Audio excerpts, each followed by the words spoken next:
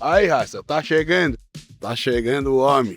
Pega! Diretamente do Brasil. Fera demais, o brabo. E aí? Virei blogueiro, não, virei youtuber, irmão. Diretamente. Você tá de quê? De Floripa? Floripa. De Floripa para Austin, para o mundo. André.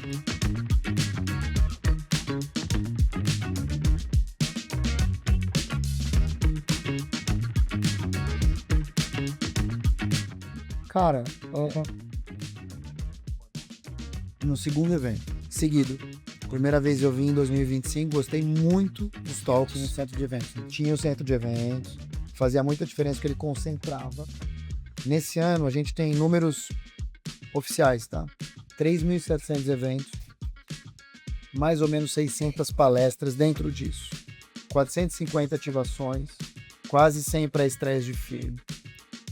No ano de 2023 tinha 70 mil pessoas. Em 2025 já tinha 36 mil. A impressão que eu tenho é que esse ano veio menos gente, menos delegações. O brasileiro continua em alta. Então o que eu quero dizer? O evento talvez ele esteja um pouco mais voltado, de novo, para experimentação, mas muitas salas de experimentação ficaram de fora. Se você divide 1.300, 1.500 palestras para 600, que é a metade, você perde muito. Então, você teve muita palestra mainstream e grande e poucas palestras de experimentação. Os cogumelos, sabe assim, umas coisas meio malucas que tinha antes. Por outro lado, tirando essa crítica e a crítica da Ásia, tem muito pouca Ásia. Sim. Né? A Ásia é o motor do mundo, 40% do PIB. Você não vê a China aqui, nem nos stands. Teve um Não faz sentido, né? Escondido. Teve um summit, mas mesmo esse summit é Ásia e Austin. Não é Ásia, Estados Unidos. É um summit só para falar de Austin e da Ásia. É muito regionalizado. Então qual que é o ponto que eu vejo? Além da questão que eu citei aqui, você tem um outro lado. O outro lado é, você não tem eventos assim, embora muito americanizado, você não tem eventos assim no mundo, neste nível de interlocução. Segundo ponto, existe uma outra questão também de networking. Se você é um dos 2.200 brasileiros, como vocês aqui, como eu, você é um a cada 100 mil, mano, que tem essa oportunidade. Porque isso aqui é uma viagem de 30, 40 mil reais. Não é uma viagem barata. É um avião, bed, dormir, comer, sabe assim, toda hora você tem que gastar aqui.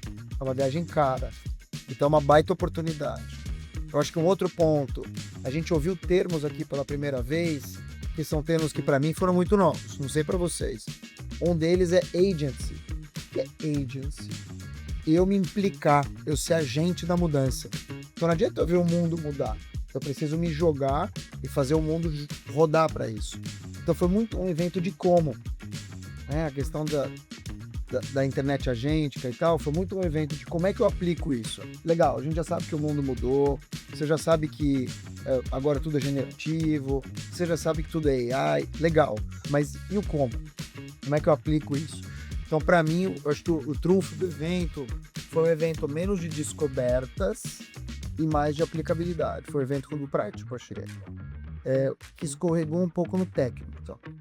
Teve algumas palestras que eu esperava mais e que me soaram muito técnicas. Eu senti assim que ia muito da curadoria. O que eu senti? Tu tinha que escolher em algum, né, bem e planejar o teu dia, principalmente porque tu tem que se mover entre as palestras. Como a gente estava em 4 aqui, a gente conseguiu em vários momentos se dividir.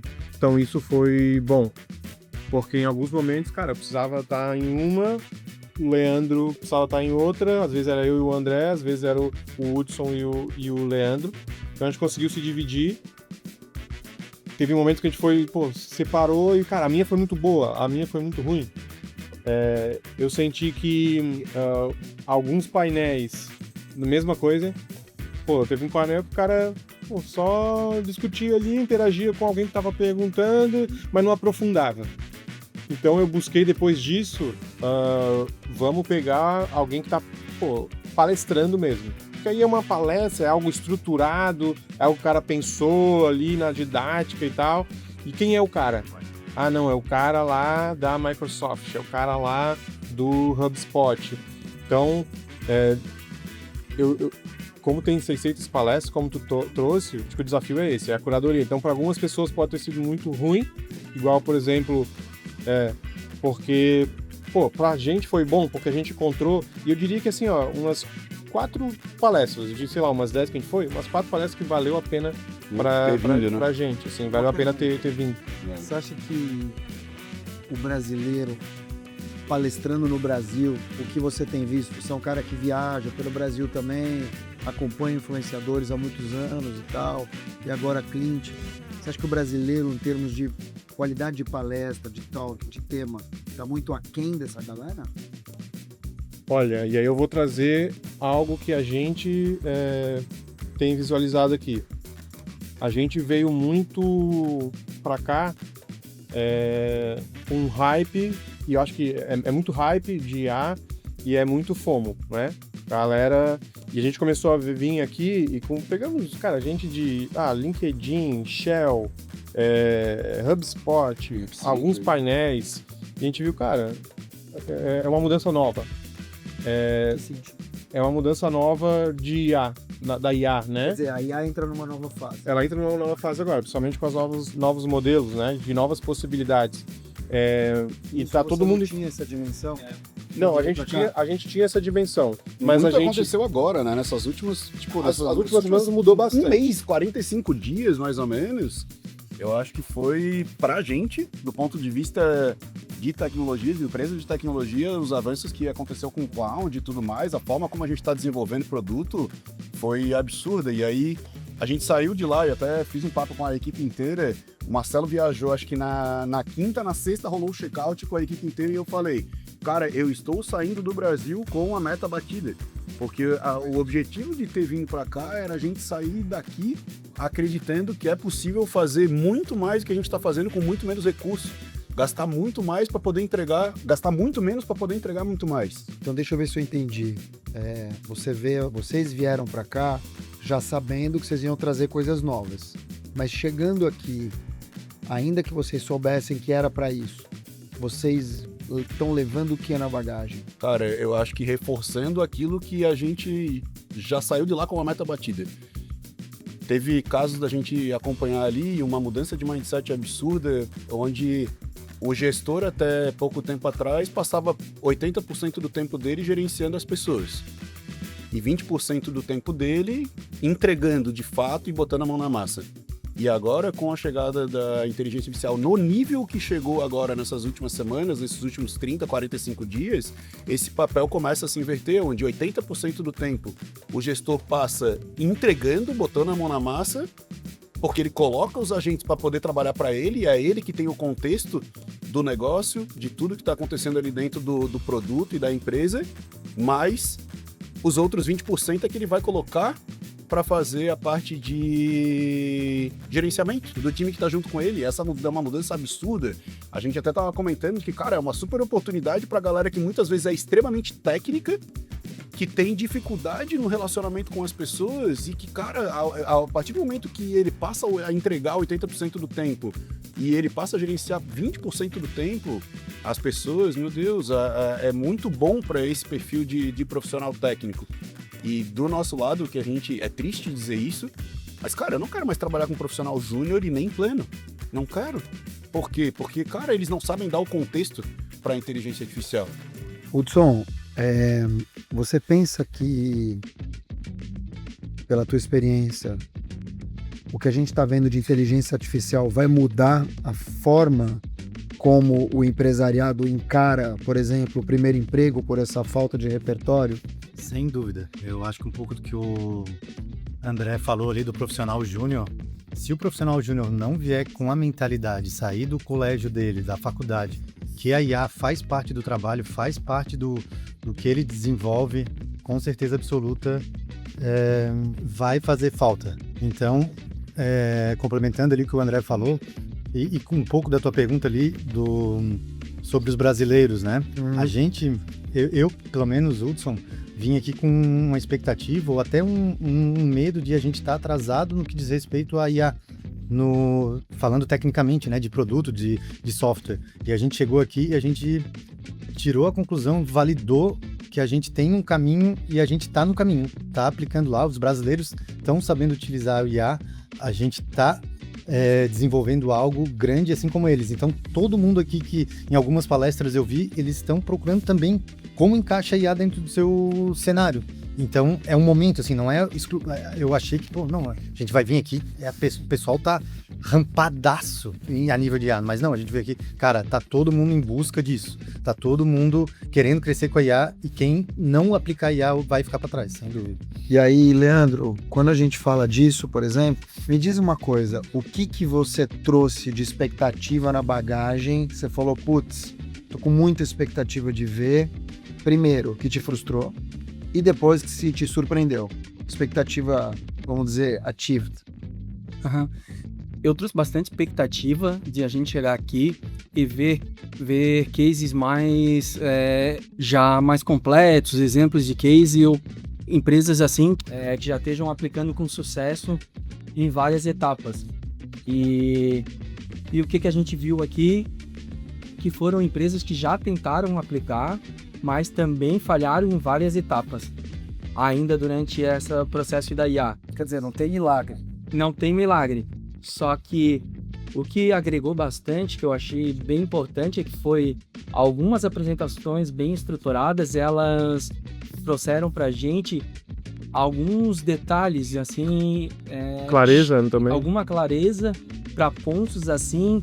A gente já viu uma opinião formada, só que aqui trouxe um reforço pra gente em alguns pequenos detalhes, que a gente tem que cuidar desses pequenos detalhes e olhar bem para eles, que alguns detalhes fazem a diferença dentro desse sucesso, durante essa parte, alguns cases assim onde falharam, que tá bem ligado aos detalhes, como tu lida com a IA, como o teu profissional, o valor humano deles para trabalhar com um contexto, como que ele interage, porque todos estão com a mesma tecnologia na mão. Só que o detalhe é a capacidade de quem está à frente, de quem é o piloto hoje que está planejando esse trabalho da IA. Você assistiu do Ian B. Craft ontem? Ian B. Craft, você assistiu? Ele fala exatamente isso.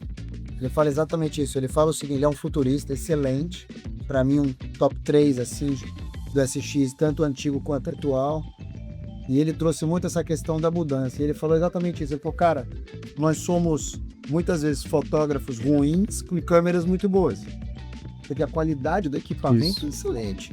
A questão é, que fotógrafo é você? Qual o repertório que você tem? Quais são as ideias? Então acho que a gente chegou nesse ponto de maturidade. Todo mundo tem os mesmos equipamentos. Isso. Né? Um moleque de 13, seu filho mais novo, certeza. pode fazer um trabalho muito maior que o da Clint. E você pode, com tanto seu repertório, fazer um trabalho muito pior que uma criança de 12 anos no porão da Islândia. A gente falou sobre isso esses dias agora essa semana, 2, 3 dias atrás, de que tá todo mundo com as mesmas ferramentas na mão. A gente hoje, eu acredito que, cara, não somos a empresinha que tá começando agora, mas, cara, tipo, a ferramenta tá na mão de todo mundo. A gente pode ver com duas óticas. Uma vai vir um monte de moleque bem novinho aí e vai nos engolir. Não acho. Pode ser uma possibilidade, não, jeito talvez de olhar. 3 ou 4. A segunda possibilidade é a gente tem as mesmas ferramentas que as maiores empresas com os maiores recursos do mundo. Você tem a mesma IA do que o Elon Musk então, na casa dele. muito louco, né? É muito louco. Tem como entregar. Estava vendo um talk do Condzilla falando sobre isso. Em outras palavras, obviamente ele, com todo o linguajar que ele tem como repertório técnico, ele foi explicando que quando ele quer fazer um filme para Netflix é um tipo de equipamento. Quando ele faz para o cinema é outro. Quando ele faz uma novelinha, entre aspas, novelinha, para o TikTok, já é, claro, equipamento muito mais simples. Eu falo, será que eu preciso ter todos os equipamentos da minha sala? Será que eu preciso gastar com isso? Ou vai ser mais ou menos um pay-per-use? E mais, a gente precisa qualificar o funkeiro, não só o cantor, mas o cara de bastidor. Então vamos ter funkeiro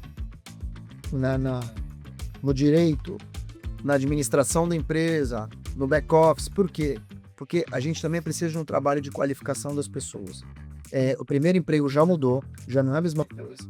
Eu temo pelos nossos filhos, todos têm filhos mais velhos que eu tenho filho de 10 e 12, já é outra história do que os teus, né, muitas vezes. E é preocupante. Ao mesmo tempo, é isso que vocês citaram aqui.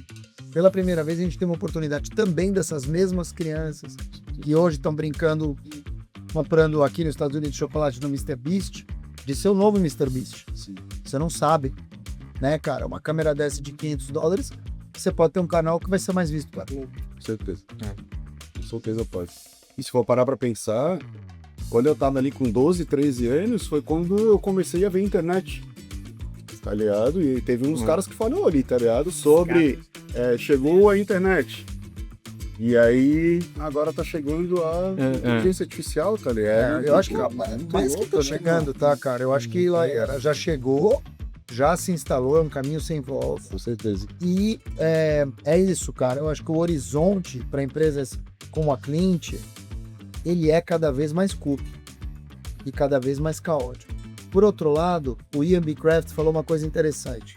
A gente não sabe usar. O que você faz hoje com a inteligência artificial é acelerar o que você já fazia. Ou seja, o que você fazia antes? Trabalhava. Com certeza. Agora eu faço o trabalho, faço mais rápido. Exatamente. Eu produzo o que você está entregando é o mesmo trabalho, Sim. só que mais rápido. Mais rápido. Não quer dizer que é melhor. Sim. Entende? Meu ponto? Eu acho que tem algumas coisas que mudam também. Eu fiz uma analogia com a série do Demolidor, que ele fica cego, Tá, só que os outros poderes dele aumentam, tá. né? Então é como se a gente tapasse nossos olhos para algumas coisas que a IA acelera muito pra gente, só que começa a surgir alguns outros algumas outras skills, elas são afloradas, né? E eu vi uma das palestras que a gente tava com o CMO do HubSpot, ele comentou, a maioria das pessoas estão das empresas, pelo menos, né, estão com os mesmos problemas, as mesmas etapas, e aí, beleza, ele fala que a HubSpot está acima, né, da concorrência, vamos dizer assim, por conta que eles estão investindo muito em IA, mas com certeza com uma distância ainda muito alta da oportunidade, né? Então, as oportunidades que tem, a concorrência é essa, né, cara? Tem muitas oportunidades ainda que estão surgindo e que eles devem, enfim, é a oportunidade de crescer ainda, né? Queria muito dividir com vocês o que ficou para mim dessa conversa, não só de agora entre nós, mas do que eu assisti do Ian B. Craft, que para mim é o grande cara dessa edição, mas também das outras. Porque ele é um cara que consegue traduzir tudo que é futurismo para o momento presente. E eu fiz uma matéria para Exame, que está aqui, eu queria dividir com vocês alguns contos que ele trouxe, que são super interessantes e vão muito ao encontro do que a gente falou. Acho que o primeiro deles é a inteligência artificial não é uma ferramenta, a inteligência artificial é um paradigma. A inteligência artificial, ela está mudando a regra do jogo e também a regra do sistema. Então a maioria das empresas trata a IA como um instrumento sofisticado, uma câmera cara nas mãos de um mau fotógrafo. Quando, na verdade, tratar a IA como ferramenta só permite formas de fazer a mesma tarefa. Ou seja, qual que é o trabalho aqui? Ferramentas possibilitam novas formas de tarefa. A IA reescreve as regras do sistema. Acho que esse é um ponto importante. Segundo ponto, o tempo economizado com a IA está sendo usado para quê? E eu posso te responder, para fazer mais trabalho. Então, não é um trabalho diferente, não é um trabalho melhor, é o mesmo trabalho, só que com mais volume. E isso não é bom. Então, o paradigma do trabalho permanece intacto. O trabalho não mudou, mudou a velocidade. O custo de execução colapsou. O custo de coordenação, não. Então, durante 150 anos, a gente fez a mesma coisa. Organizou o trabalho junto às limitações humanas. Com os agentes, o custo de executar a tarefa despenca. É muito mais barato. Mas o custo de coordenar pessoas e alinhar culturas, não. E esse é um desafio, então, para a Clint. E quem não entender essa distinção vai continuar investindo no lado errado da educação. Então, um outro ponto importante. A nova hierarquia do trabalho tem 3 níveis: operar, desenhar e arquitetar. Então, quando a gente fala isso, a gente está falando de arquitetar, é codificar os valores. É o nível onde a intenção humana se torna uma infraestrutura. Então, a pergunta do sucesso não é: eu estou fazendo o trabalho do jeito certo? Não. A pergunta do sucesso é outra. Eu estou otimizando para o futuro certo? A maioria das pessoas está em 90% operando ainda. e não arquitetando. Ele fala aqui, o Ian B. Craft, que agentes sem governança vão governar sozinho. E aqui a gente tem, para a gente encerrar, duas coisas importantes. Grandes modelos de linguagem expõem quem não sabe se comunicar. Veja que interessante. Quando a gente fala em comunicação, todo mundo agora está comunicando com IA, fazendo report e tal. Mas os LLMs, quando usados pela massa, vão expor quem não tem repertório. Que é exatamente aquilo que a gente falou aqui. Você vai trazer a mesma coisa que um outro trouxe se você jogar uma pergunta genérica.